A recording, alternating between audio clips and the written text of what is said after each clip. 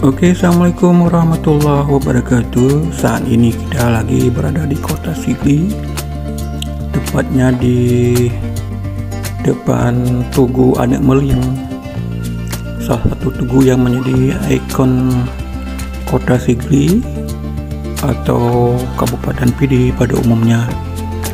Tugu yang menghabiskan anggaran sebesar 6,7 miliar ini nampak berdiri di bundaran di tengah-tengah kota Sigli, sehingga terlihat dari segala penjuru. Ini dia tugu yang berdiri dengan megah di bundaran perempatan kota Sigli.